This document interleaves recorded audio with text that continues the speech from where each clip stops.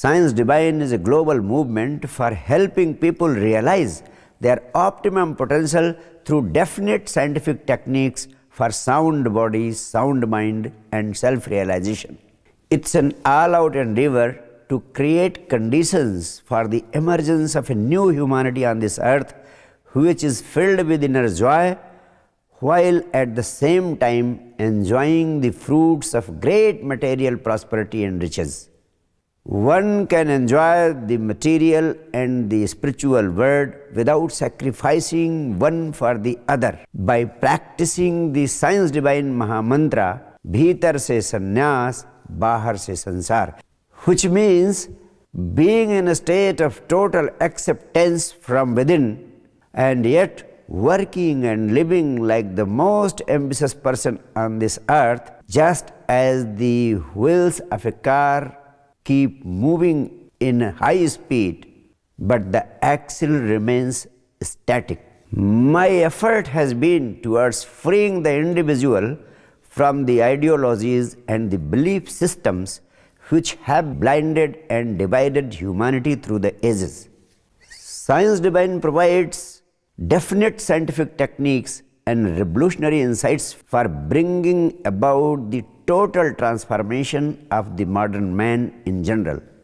And the whole objective has been to simplify spirituality in such a way that it becomes a part of life and living of every individual on this earth.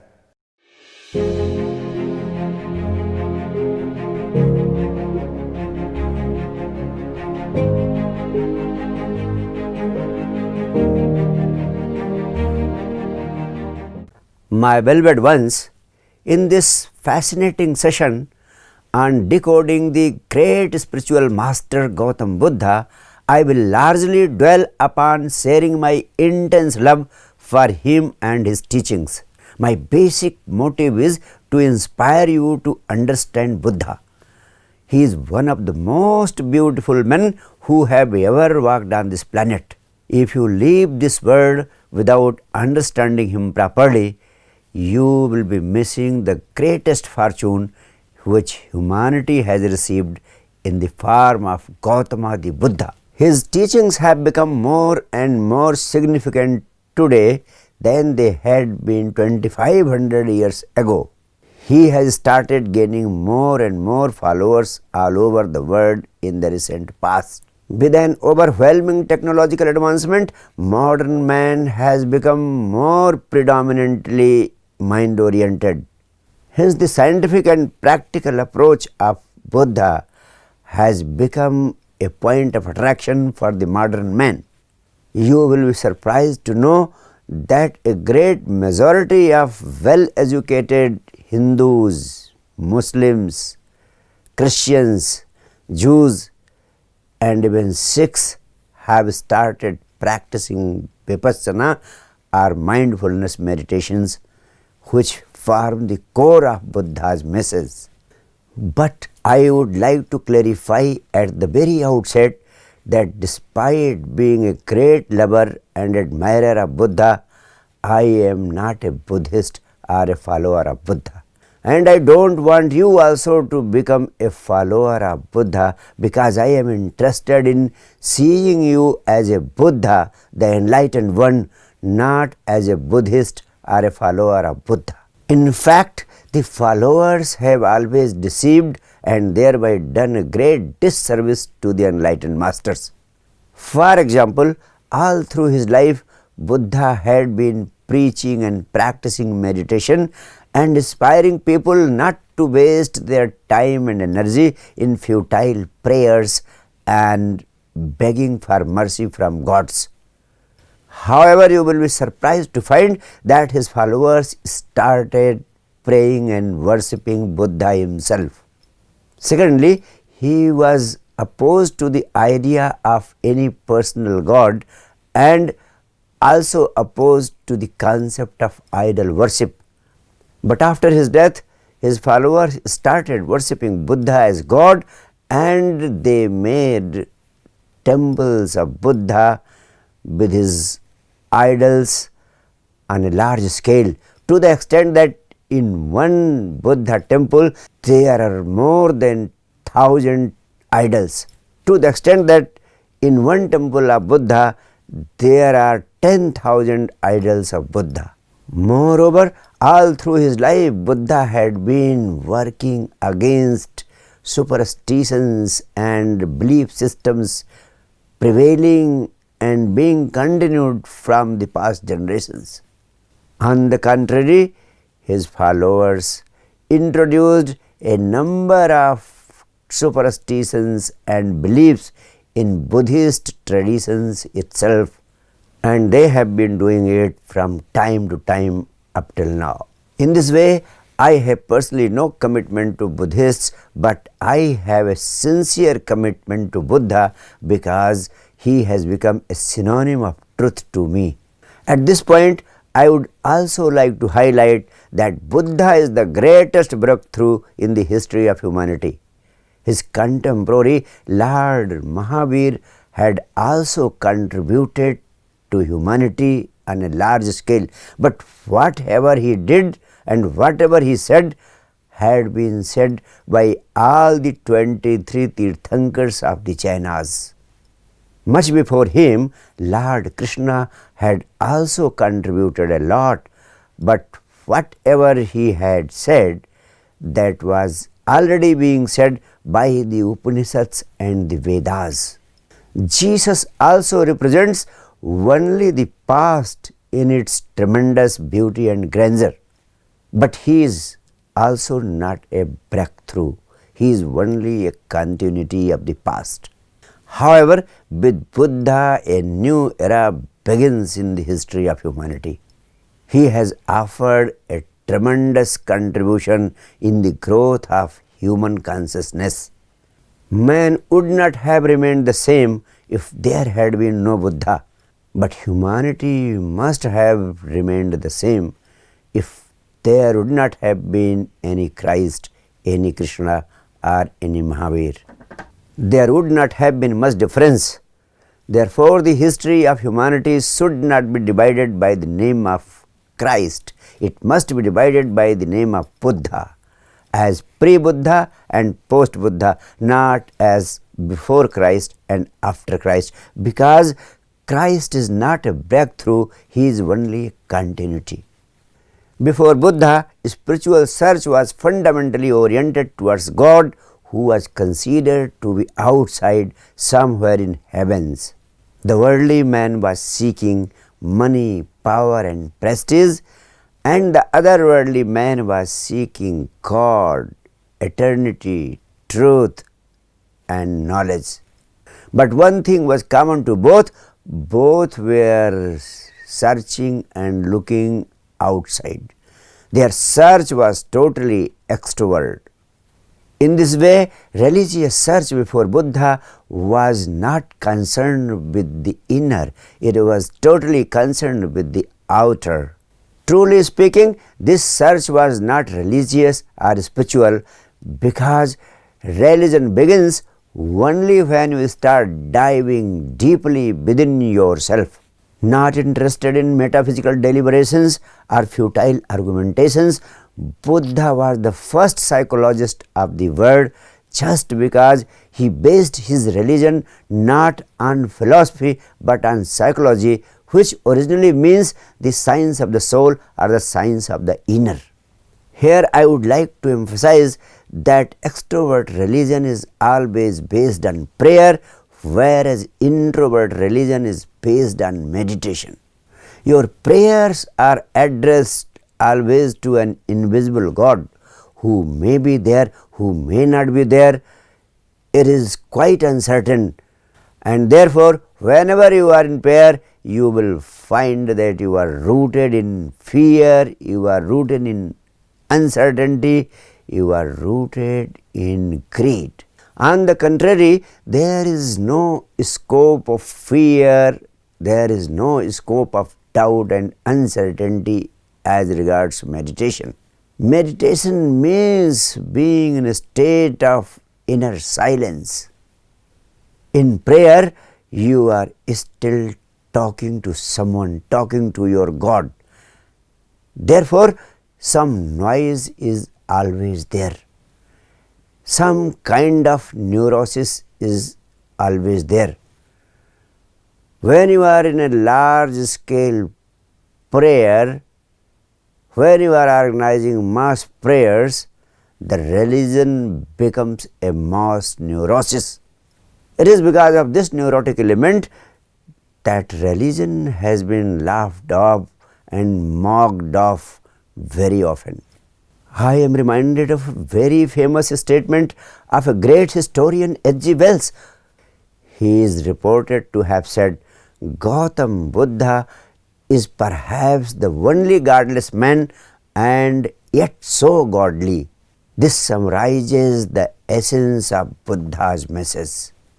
In fact, in the state of nirvana, Buddha did not encounter or find any God. The whole existence appeared as divine, there being no separate creator as God. But there was godliness prevailing everywhere that needs to be experienced. In this way, Buddha created a religion without God. It was a great revolution in the world of religions. For the first time, God was not at the center of religion. But man's innermost being becomes godliness, for which you need not have to go anywhere outside. You have to simply stay within, and everything will happen to your experience right then, right there. You have to simply stop running outside. Learn to remain for a few moments within. Slowly start settling there. Once you start settling within, you will find that the great explosion happens. You will find that enlightenment happens. Now I would like to tell you one thing, that the people of India could not understand Buddha. They could not understand him simply because they think that for some great spiritual attainment, it is useless to sit silently doing nothing. According to them, for some real spiritual attainment, you are required to do something. You have to recite some mantras, you have to worship some god, and you have to do this thing or that thing. However, it was the greatest contribution of Buddha to the development of human consciousness that he propounded the doctrine that you need not do anything, you have just to sit silently doing nothing, just being, and that is enough to achieve your own truth, to achieve and experience the truth of this eternity. And he has given a complete science for the same. And now your work has been eased out. He has made your task simpler and easier. What he could experience in 6 years, you can experience in 6 minutes, or you can experience it even in moments as a matter of quantum leap. Now the situation is ripe. He has done a great work. By taking advantage of that work, you can prepare yourself for the great quantum leap which is just in the offing. It took Thomas Edison about 20 years to light an electric bulb, but now we can light it within moments. So the science of enlightenment has been matured by Gautam Buddha, and now within no time you can experience that state of enlightenment. Simply the intensity to achieve is needed. If the intensity is there, the work can be finished within moments. In fact, Buddha is a category in himself, but he could not be understood properly anywhere. Very few people could understand him. Even in countries where Buddhism became a national religion like Japan, Thailand and Taiwan, Buddhism had been reduced only to be a philosophy.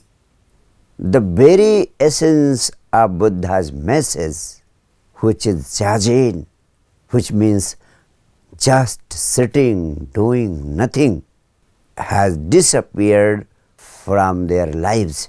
It has remained only to be an intellectual philosophy. Another significant contribution of Buddha to humanity is his emphasis on compassion. Compassion had been a new phenomena added to the spiritual movement. Before Buddha, enlightenment was enough because it contributed to attainment of enlightenment.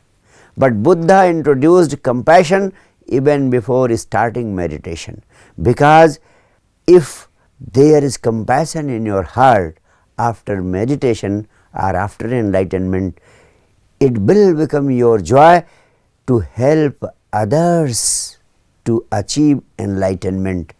Then it will not prove a burden, it will not prove a disturbance for you. He emphasized to share the joy of meditation with the whole world, because the more you give it, the more you become capable of getting it. In fact, giving does not take anything away from you, but on the contrary, it multiplies your experience by many times. That is the greatest secret of sharing and giving. In this way, for the first time, he makes enlightenment an unselfish phenomena, and even more than that, he makes it a social responsibility. That happens to be a great change in the history of humanity. Moreover, all great religious teachers fall very short when compared to Buddha. They want you to be followers by following and practicing certain discipline. But Buddha alone stands totally for freedom. He asks you to be simply yourself, and that is your religion. Be yourself. According to him, to accept anyone as a follower is to destroy his dignity. He treated everyone as fellow travelers. His last statement before his death was remarkable. If I ever come back, I will like to come back as a Maitreya, which means only as a friend. In other words, he would like to come back only as your friend. And finally, I would like to urge you all, you need to imbibe his sincere commitment and deep insight to search the path of freedom from suffering. The four sights that he came across for the first time in life are very remarkable. Seeing the old man, the sick man, and the dead man being carried on a funeral pyre, he felt as if the old age, the sickness, and the death had already occurred to him.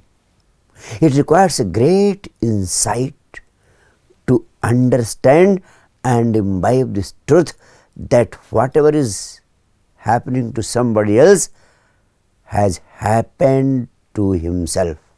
We are passing through such sights and situations almost throughout the day and night, but we fail to understand and appreciate that such incidents can happen to ourselves too. We fail to understand that we can also fall victims to old age, sickness, and death. Somewhere in the depth of our hearts, we feel that such things happen only to others. And finally, seeing the fourth sight of a wandering holy man, a sannyasi, he perceived the possibility of finding the truth. He perceived the possibility of finding the path of freedom from suffering. And then he set out to explore that possibility. He did not wait or procrastinate, but resolved firmly, and leaving his beloved wife and son, sleeping into the royal palace, and left out for the jungle. At the time when Buddha started his spiritual search, immense knowledge was available to him in the form of Vedas, Upanishads and other spiritual scriptures. Had he accepted the same as it was, he would have just remained to be a head priest or a mahant of some temple or a mutt. But he could not satisfy himself with that. He went further and started searching and seeking and finding his own truth.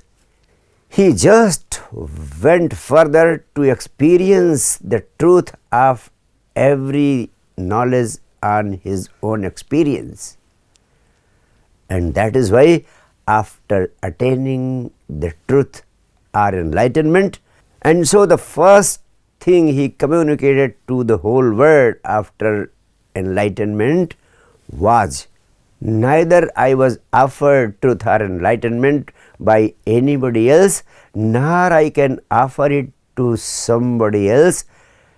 Everybody will have to seek, search and find his own truth by his own experience.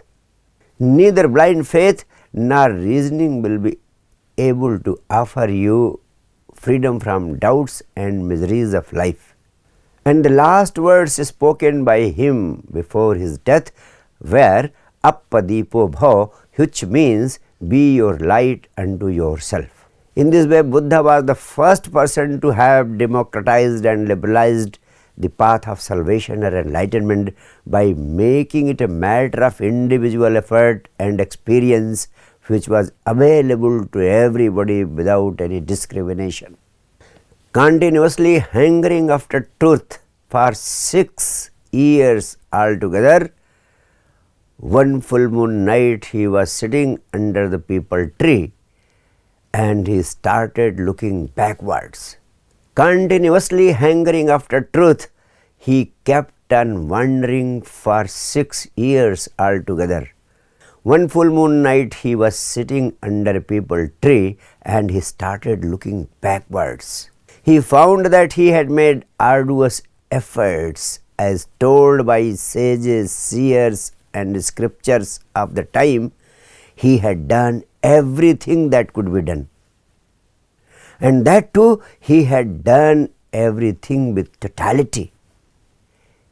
Nevertheless, he could not achieve anything at all.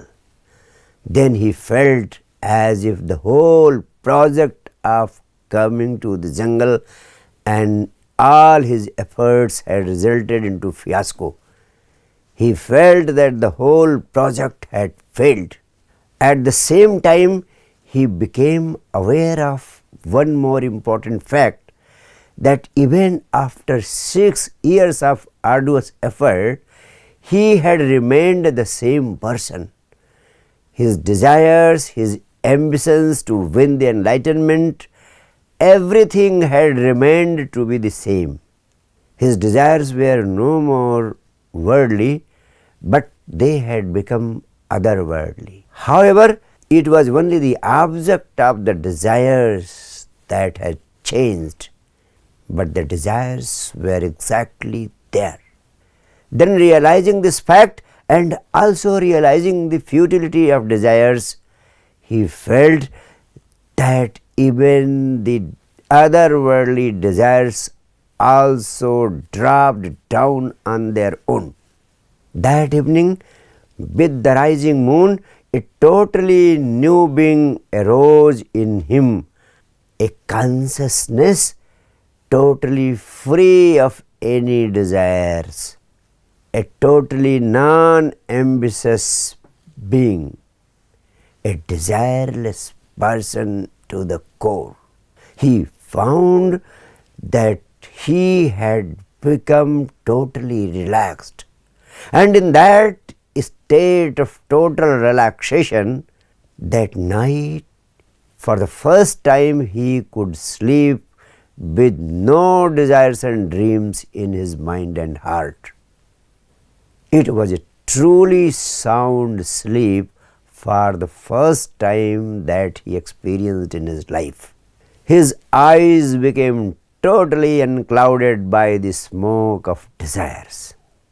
And then the early morning, when he opened his eyes just before the sunrise, he found that he had nothing to do.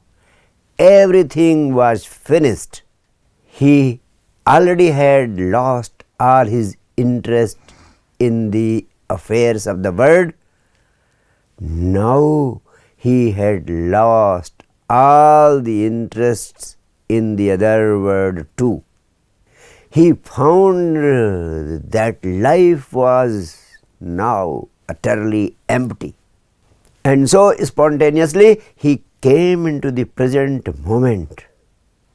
He looked at the rising sun, and that was the moment when he became enlightened. Now the question arises, what is enlightenment? I want to tell you, when your consciousness becomes totally free of dreams and desires, in that moment of desirelessness, you are spontaneously thrown back into the present moment. And to be able to stay there in the present moment is to achieve enlightenment. And now a few things about the basic message of the great enlightened master Buddha. The basic message of Buddha is centered around four noble truths, the eightfold noble path, and the three universal truths about life and existence. According to Buddha, the first noble truth is life is suffering. You may start thinking that Buddha is a pessimist. But I want to tell you, he is neither a pessimist nor an optimist. He is just a realist. And when he says that there is suffering in the world, he is not telling anything about himself. He is telling about the great majority of people on this earth. In fact, birth is suffering, aging is suffering, death is suffering. If you don't get what you want is suffering. Desiring is suffering. And then death is suffering.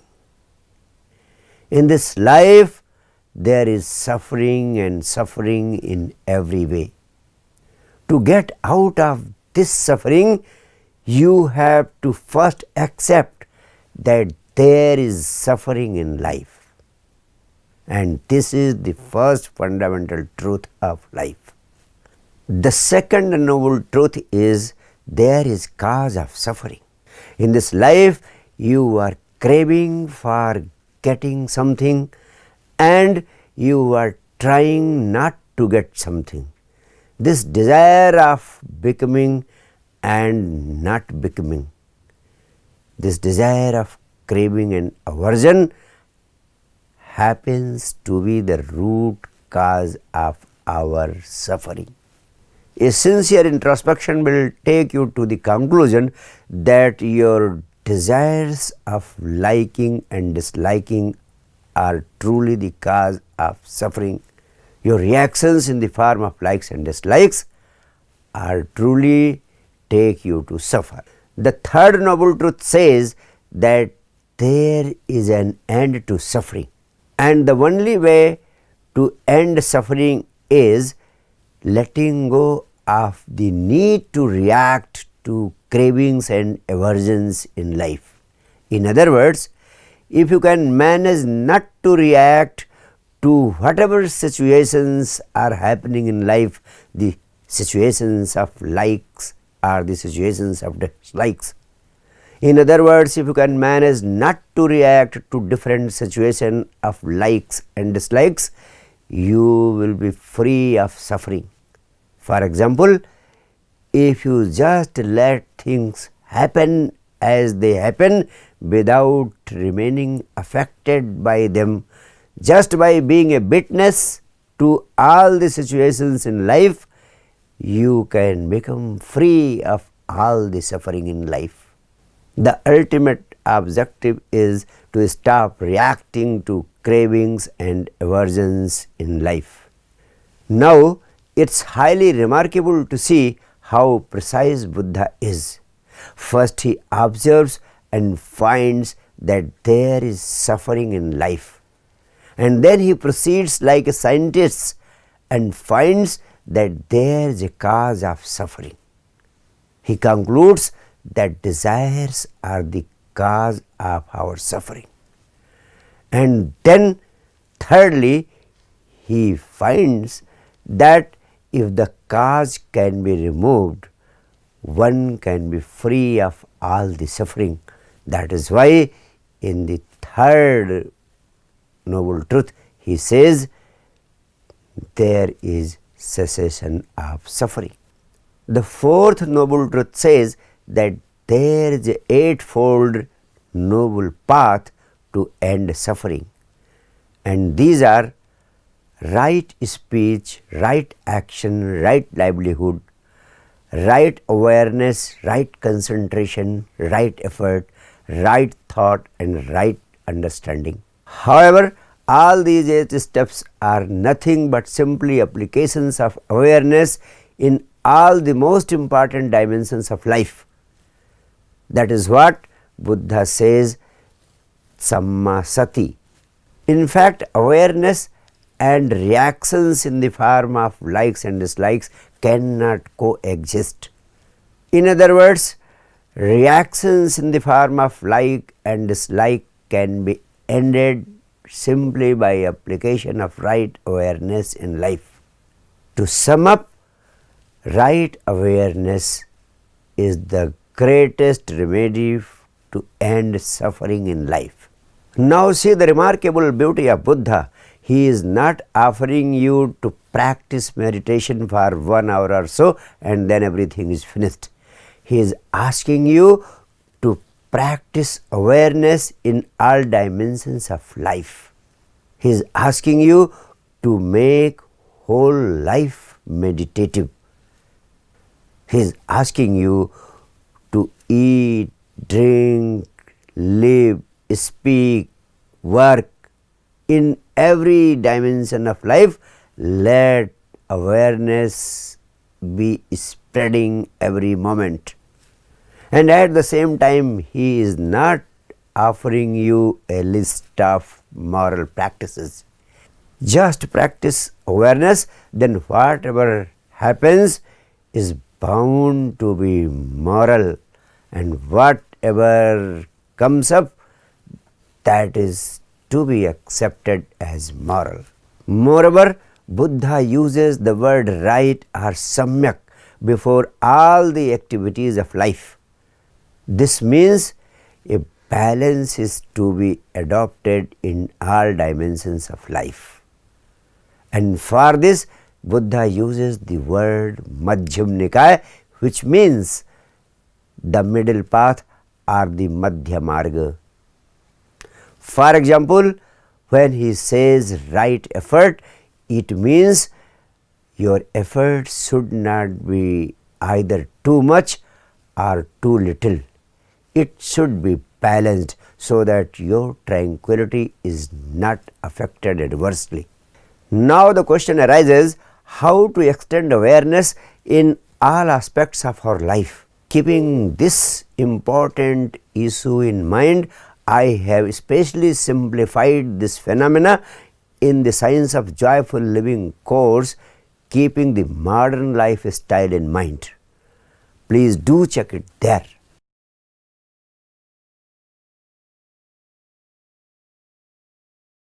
Now I will like to take you to the practice of Vipassana. But before taking you to the practice, I will like to explain all about Vipassana. According to Buddha, Vipassana is the most powerful tool for the attainment of freedom from suffering. He calls it as the universal remedy for the universal ills of humanity. In other words, it is a single remedy for all the ills of man, for all the diseases of man. The word Passana means the ordinary vision that we have with the open eyes. Vipassana means special kind of vision which refers to observation of reality within oneself. In this way, Vipassana is a scientific technique of self-transformation through self-observation. You have to focus all your attention on the physical sensations that form the life of the body and condition the life of the mind. This observation leads you to the root of the body-mind and ultimately dissolves all the impurities of the mind that result into filling you with total love and compassion. Here I would like to clarify that the observation of the body amounts to be an observation of the mind also. In fact, your body and mind are not separate. For example, if you are angry, your heart starts racing faster. Your muscles also become tense and your body starts vibrating. That is why it has been said that your body is the grossest form of your mind and your mind is the subtlest form of your body. By dispassionate observation of the physical sensations, the entire reality of the body and mind is revealed to you. Now I will like to explain you that there are 3 steps in the process of Vipassana. The first step is Anapanasati Yoga. We cannot jump right into watching our physical sensations directly because our faculty of focus is not sharp enough. First, we need laser sharp focus to be able to watch our sensations. And Anapanasati is the process through which our focus is increased by many times. Anapanasati is a simple process of watching the incoming and outgoing breath. No doubt it seems very simple, but once you start watching your breath, you will find that your mind starts wandering off. But here the instruction is very clear. Whenever you become aware of your breathing, just come back to the watching. Bring your attention back to watching your breath. With due practice, you will find that you have become efficient in watching the breath. But no doubt it requires a little patience. When you start watching the breath, all your energies of the mind are concentrated on one point. All your scattered energies start gathering at one point and your focus starts becoming laser sharp. And in this process, your focus grows by many times. And this is very important for being able to watch the sensations of the body. The second step is Vipassana Bhavana. In this step, you have to watch your physical sensations. With the increase in focus through Anapanasati, you become competent enough to watch the sensations of your body. Various kinds of sensations are arising in your body every moment, whether you are aware of them or not. You may be feeling happiness or lightness, heat or cold. You may be feeling like scratching or itching. There may be sensations of tingling or pain. There may be sensations of contraction and expansion. But there is no doubt that sensations of different kinds are happening every moment in your body. Here in this step, you have simply to watch the sensations of the body without reacting to them in any form. This is pure witnessing of the physical sensations. You are not reacting, just witnessing.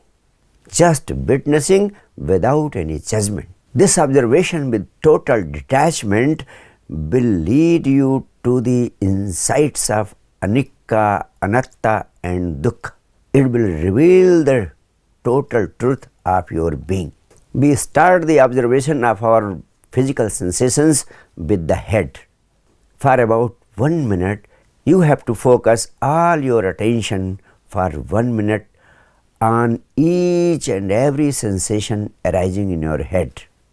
And then we proceed to the face, the chest, the arms, the belly, the thighs, the lower legs, and then the feet. We have to spend around 1 minute in the observation of each area of our body.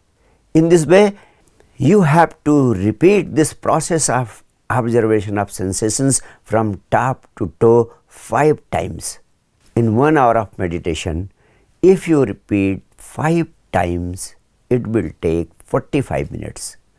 And then 15 minutes for Anapanasati and 45 minutes for Vipassana Bhavana. The third step is Maitri Bhavana.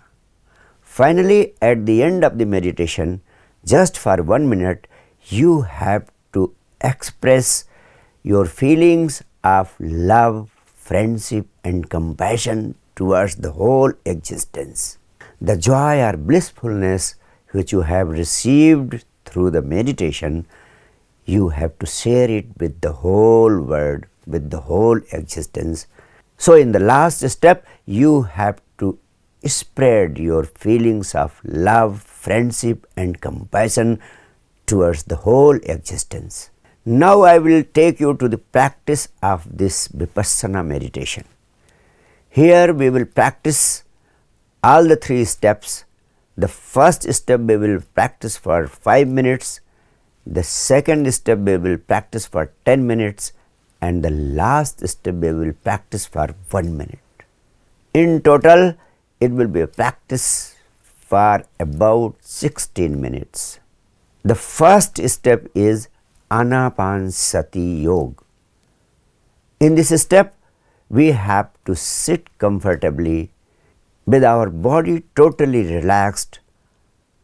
Our spine should be erect, with eyes closed, be in a state of total relaxation and start watching your incoming and outgoing breath.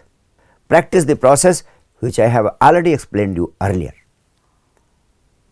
Close your eyes, be in a state of total relaxation, and now you are watching the incoming and outgoing breath for 5 minutes.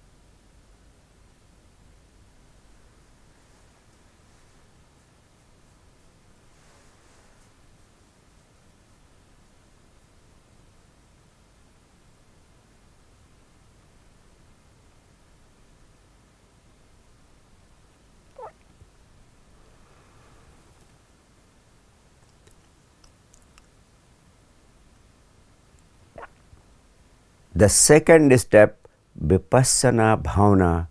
Here you have to observe the sensations of your body.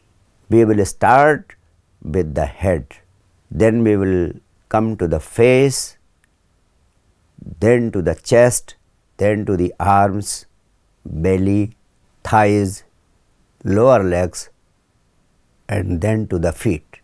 We will observe each area of our body for about 1 minute. In this way, it will take around 10 minutes from top to toe. In 1 hour of meditation, you have to repeat it 5 times from top to toe. Here, you have to do it just once from top to toe. So, start with the head and proceed up to the toe.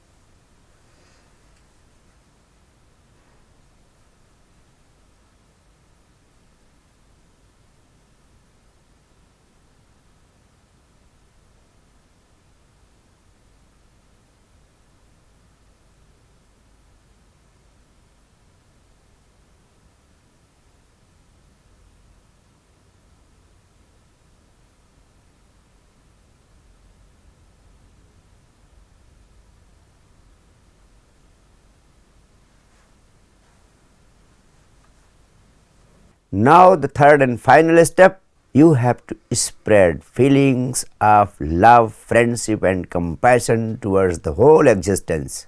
Just for 1 minute, share your joy and bliss with everyone and everything of this existence. Be filled with love and share your joy.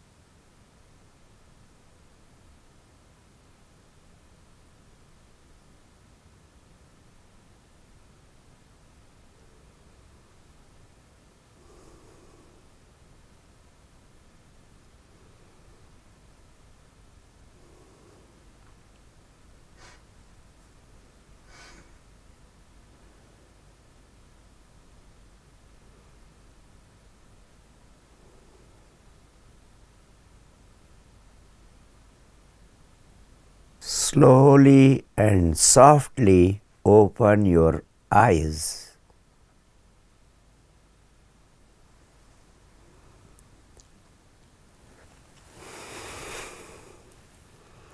Thank you.